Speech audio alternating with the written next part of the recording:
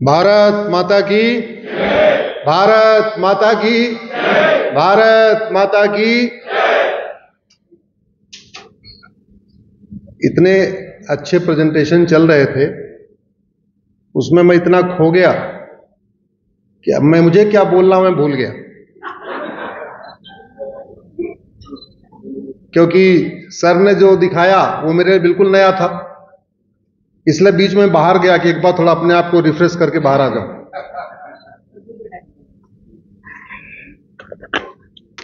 धर्म की अधर्म का, प्राणियों में विश्व का, यही चार कार्य है समाज का, यही चार कार्य है सरकार का, यही चार कार्य है सुप्रीम कोर्ट का, यही चार कार्य है विधायिका का, यही चार कार्य है न्यायपालिका का, यही चार कार्य है खबर पालिका का। सबका चार कार्य है क्या? धर्म की जय हो, अधर्म का नाश हो, प्राणियों में सद्भावना हो, विश्व का कल्याण हो। अगर उसको डिपार्टमेंट के हिसाब से कहें तो शिक्षा मंत्रालय का यह कार्य है कि ऐसी शिक्षा व्यवस्था सुनिश्चित करे कि सब में धर्म और अधर्म के बीच का अंतर पता चल जाए। कानून मंत्रालय का कार्य है ऐसा कानून बनाए कि इतना खौफ पैदा हो कि अधर्म का नाश हो जाए। गृह मंत्रालय का कार्य है ऐसी व्यवस्था बनाए कि प्राणियों में सद्भावना हो, और वित्त मंत्रालय और उद्योग मंत्रालय का कार्य है ऐसी योजनाएं बनाए जिससे भारत का विकास हो, भारत का कल्याण हो तो विश्व का भी कल्याण हो। इसमें से शिक्षा मंत्रालय कितना सफल हुआ वो आप खुद सोच लीजिए, कानून मंत्रालय कितना सफल हुआ आप खुद सोच लीजिए, गृह मंत्रालय कितना सफल हुआ आप खुद सोच लीजिए, और वाणिज्य और उद्योग और वित्त मंत्रालय कितना सफल हुआ। आप सब लोग बुद्धिजीवी हैं, आप खुद सोच लीजिए। लेकिन मुझे ये बताइए, इंटरनेशनल प्रॉब्लम छोड़ दीजिए, वो बॉर्डर वाली प्रॉब्लम छोड़ दीजिए, तो भारत के अंदर जो समस्या है उसमें से कौन सी समस्या लाइलाज है?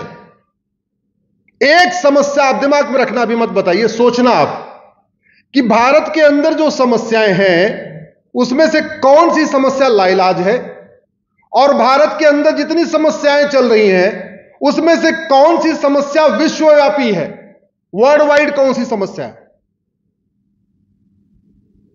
घूसखोरी वर्ल्ड वाइड समस्या नहीं, लाइलाज नहीं। कमीशनखोरी वर्ल्ड वाइड समस्या नहीं, लाइलाज नहीं।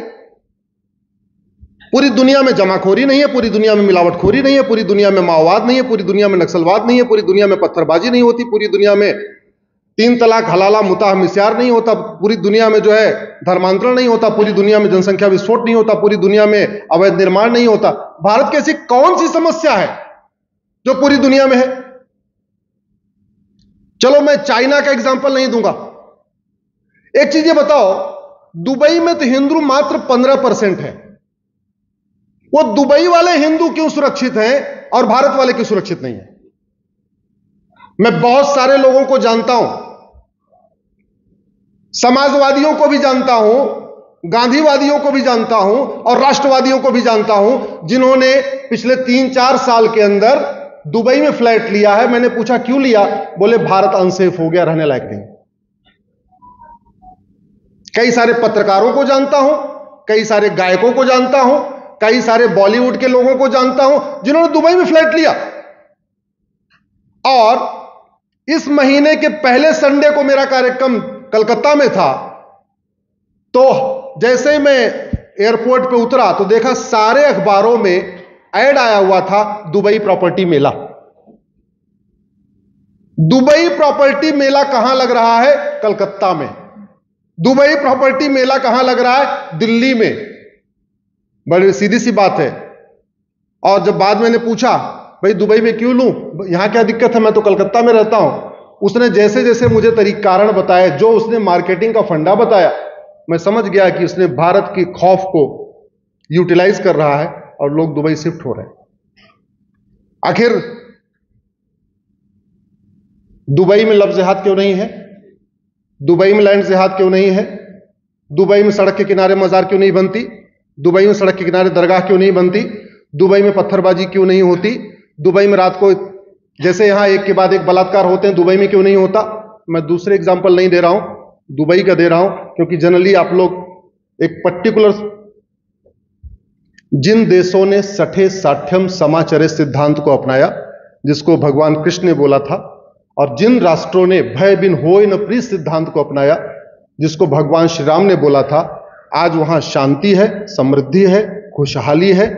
और जिन राष्ट्रों ने झूठे मानवाधिकार के नाम पे केवल बतौलेबाजी किया, वहां माओवाद है, नक्सलवाद है, जिहाद है, मजहबी उन्माद है, पत्थरबाजी है, अलगाववाद है, हर तरीके का क्राइम चल रहा है।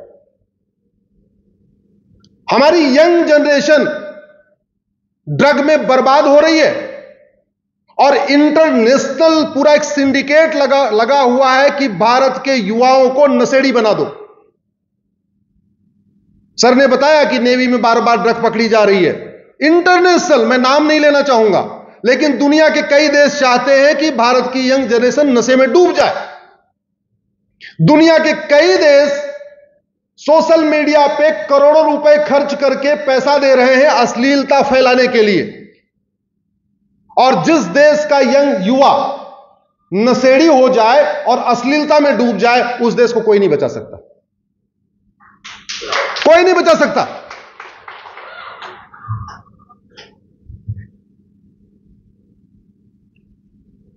भारत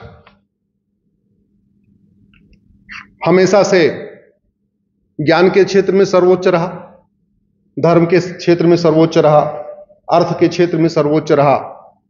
दुनिया को हमने भोजन करना सिखाया, दुनिया को हमने कपड़ा पहनना सिखाया, दुनिया को हमने व्यापार करना सिखाया। पूरी दुनिया में सबसे पहले पॉलिटिकल साइंस में ग्रेजुएशन तक्षशिला यूनिवर्सिटी में शुरू हुआ।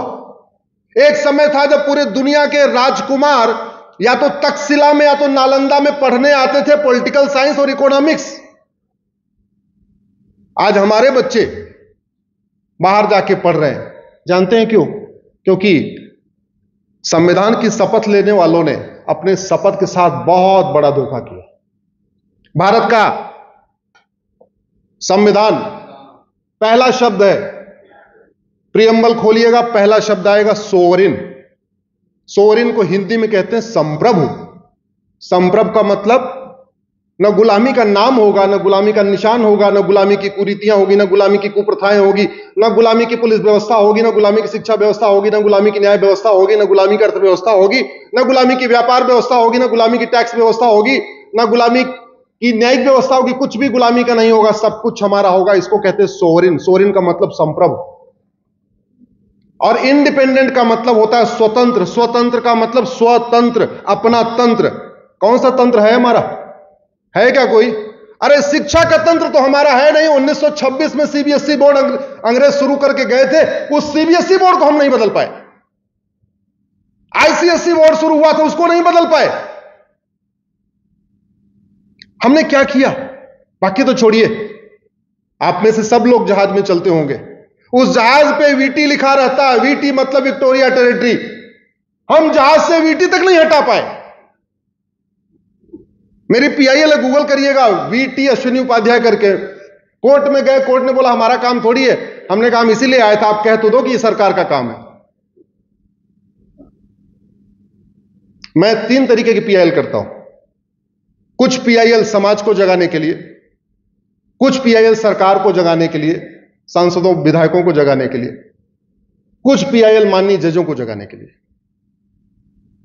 जैसे मेरी कल पीआईएल लगी थी, कोर्ट में चल रही है कि धर्म और रिलीजन का डिफरेंस होता है, कृपया रिलीजन को धर्म न समझा जाए।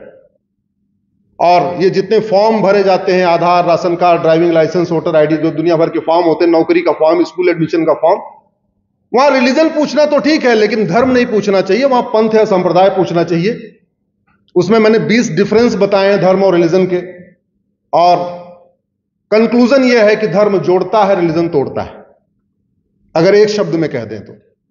अनफॉर्चुनेटली सुप्रीम कोर्ट के जजमेंट के ऊपर जजमेंट है, हाई कोर्ट में जजमेंट के ऊपर जजमेंट है, जहां उन्होंने रिलीजन को धर्म समझा है।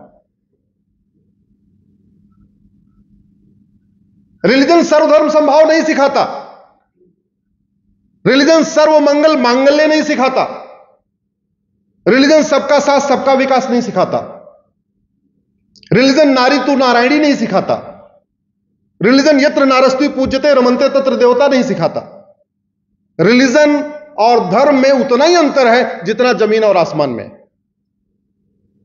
धर्म जोड़ता है, रिलीजन तोड़ता है। दुर्भाग्यवश आज तक इस पे न लोकसभा में चर्चा हुई, न राज्यसभा में चर्चा हुई, न न्यायपालिका में चर्चा हुई, न विधायिका में चर्चा हुई, और बाकी तो छोड़ो खबरपालिका में चर्चा नहीं हुई। और हम एक बहुत बड़ी गलती कर रहे हैं, खासतौर पे राष्ट्रवादी लोग। हम एकदम वामपंथियों के रास्ते पे चले गए। वामपंथी क्या करते हैं? सुबह से लेकर शाम तक समस्या बताते हैं। मैं वामपंथियों को कहता हूं ये समस्या जीवी है। उनका ट्विटर उठा लीजिए, उनका फेसबुक उठा लीजिए, उनका यूट्यूब उठा लीजिए, उनका कुछ भी उठा लीजिए, उनका फेसबुक उठा लीजिए, सुबह से लेकर शाम तक केवल समस्या समस्या समस्या। और मैं कह रहा हूं भारत की कोई समस्या न लाइलाज है, न भारत की कोई समस्या विश्वव्यापी है। दुर्भाग्यवश हमारे राष्ट्रवादी साथी भी आजकल वामपंथी बनते जा रहे हैं। फेसबुक पे समस्या गिना रहे, ट्विटर पे समस्या गिना रहे, यूट्यूब पे समस्या गिना रहे, हर जगह समस्या। अखबार फुल ऑफ समस्या, सोशल मीडिया फुल ऑफ समस्या, लोकसभा में समस्या पे चर्चा, राज्यसभा में समस्या पे चर्चा। अरे मूल कारण पे चर्चा ही नहीं हो रही है, अस्थायी समाधान की चर्चा ही नहीं हो रही है। सुबह से लेकर शाम तक डायबिटीज डायबिटीज डायबिटीज करते रहे। डायबिटीज ठीक हो जाएगी क्या? जोर से बोलिए जरा, ठीक होगी क्या डायबिटीज? अरे भैया अनुलोम विलोम करना पड़ेगा, योग आसन करना पड़ेगा, प्राणायाम करना पड़ेगा, जरूरत पड़ने पे थोड़ा दवाई भी लेनी पड़ेगी।